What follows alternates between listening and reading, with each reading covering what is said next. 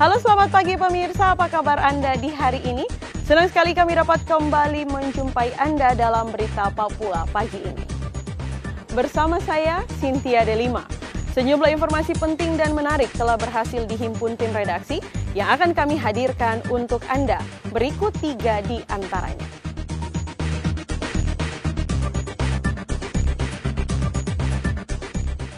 Terjebak dalam kebakaran, seorang penghuni rumah tewas.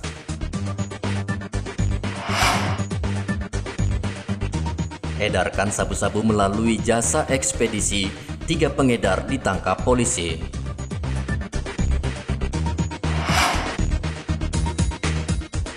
Satu tenaga kesehatan positif COVID-19, Puskesmas Kurik ditutup 14 hari.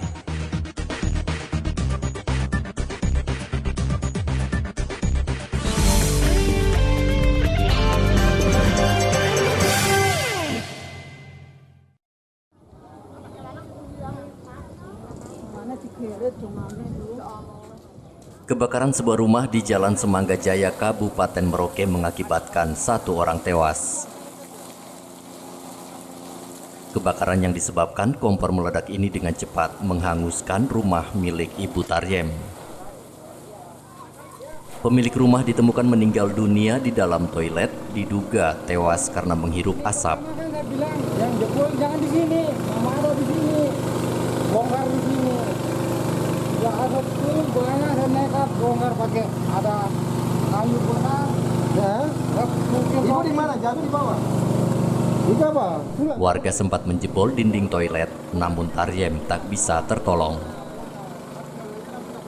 Mau ke sawah itu, tiba-tiba metode datang api. Saya siram pakai air 2 ember 3 ember tidak mampu, ambil pasir. Siram 3, pertama mati, siram lagi pakai pasir, api sudah sampai besar. Itu dari mana? Posisi ibu ada nyiram di kamar mandi, di dapur. Ya. Mas cari ibu lagi masak air, terus saya tahunya itu ibu ada di belakang itu. Jadi tidak tanya siapa di dalam, tidak tahu. Saya lihat itu Mbak Kakung yang bantu nyiram sama lakinya toh. Itu apinya dari mana tadi asalnya, Mas? Dari kompor. Dari kompor yang meledak itu ya? Iya. Sementara itu Kapolsek Merauke Kota AKP Dian mengatakan polisi masih menyelidiki penyebab pasti kebakaran, namun dugaan sementara karena kompor meledak.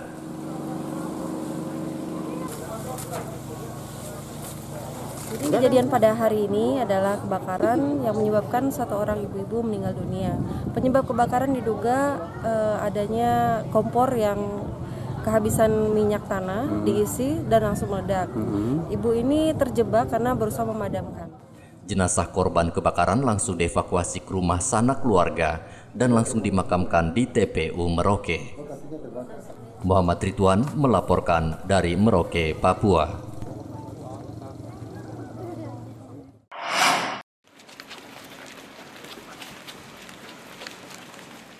Polisi menangkap 3 pengedar narkoba jenis sabu-sabu di Sentani Kota, Kabupaten Jayapura.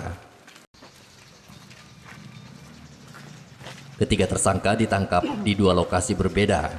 Tersangka RAP ditangkap di Sentani Kota, sementara tersangka AL dan SPH ditangkap di Kalimantan Timur. Selain menangkap 3 tersangka, polisi juga menyita 10 gram sabu-sabu siap edar yang dikirim menggunakan jasa ekspedisi. Anggota Sat Narkoba Polres Jayapura berhasil mengungkap kasus kejahatan narkotika dengan 3 tersangka, ya, dengan barang bukti itu 3,37 gram dan 6,33 gram karena kita pisah karena ditemukan di lokasi yang berbeda, di mana 3 tersangka ini dengan inisial RAP, kemudian AL dan SPH ini sebagai pembeli, ya, dan juga yang menyuruh untuk melakukan pembelian narkotika. Mereka ini dengan modus, ya, menggunakan paket, ya, titipan kilat, ya, dari Kalimantan, ya, JNE, ya, titipan kilat ya yang dimasukkan di dalam kopi, ya. Berdasarkan informasi di lapangan kita bergerak dan kita bisa mengungkap, ditemukanlah di situ ada kurang lebih 15 paket. Dan terus kami kembangkan ke salah satu lokasi yang kita curigai, ada lagi sisa paket yang sejumlah 3,37 gram. Dan terus kami kembangkan, ternyata yang menyuruh melakukan ini ya ada di daerah di luar Jayapura, dan bisa kita amankan ya 2 tersangka ya, dan kita bawa ke Jayapura di atas operasi gabungan dengan Polres, dari salah satu Polres yang ada di kabupaten di Polda Papua ya.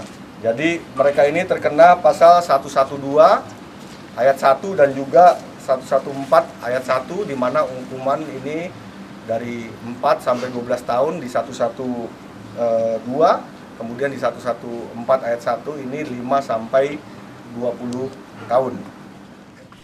3 tersangka dijerat dengan pasal 112 ayat 1 dan pasal 114 ayat 1 Undang-Undang Narkotika nomor 35 tahun 2018 dengan ancaman penjara maksimal 12 tahun.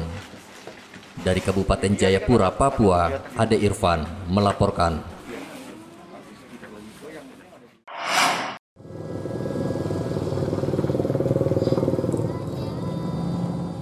Untuk memenuhi stok telur ayam di Kabupaten Merauke, sebanyak 6 kontainer telur ayam sengaja didatangkan Dinas Perdagangan dari Surabaya.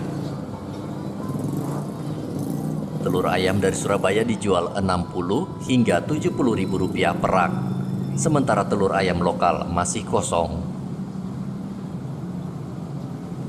Telur dari mana ini, Dek? Ini dari Surabaya. Surabaya. Sudah berapa lama datang?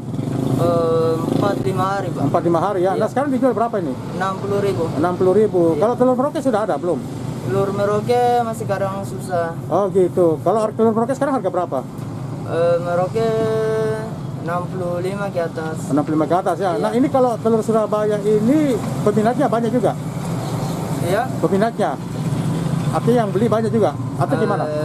Kadang orang datang tawar, kita kasih sebut saja Surabaya. Oh gitu? Iya. Kalau ngambil ya kita kasih. Oh gitu. Iya. Berarti peminatnya kurang ini ya, kalau Iya. Surabaya?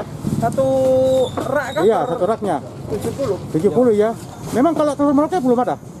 Belum goyaan, ada tapi mahal. Oh gitu. 8.000. Oh gitu. Jadi kita orang-orang goyaan nggak Ya. jangkau. Tapi ini peminatnya untuk orang Merauke banyak enggak? Ya banyak. Banyak juga ya. Sekarang memang terbatas datangnya? Datang kemarin agak banyak, kita aja punya ada lumayan ya saya. Oh gitu. Tapi Ibu, kalau dengan datangnya telur Surabaya ini sudah artinya kekosongan sudah bisa teratasi, Bu? Ya sudah. Oh sudah ya. Selama 2 bulan terakhir, harga telur ayam lokal di Merauke mahal karena ribuan ayam di Merauke terinfeksi flu burung. Terinfeksinya ribuan ayam disebabkan karena penutupan bandara sehingga pengiriman vaksin dari Makassar terlambat. Muhammad Ridwan melaporkan dari Merauke, Papua.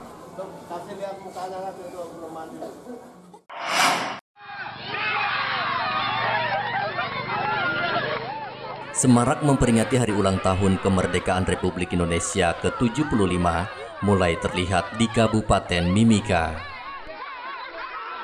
Tepatnya di distrik Kuamki Narama, panitia sengaja menggelar berbagai lomba agar HUT RI ke-75 meriah. Mulai dari anak-anak dan orang dewasa terlibat dalam setiap lomba yang digelar di lapangan Kuamki Narama.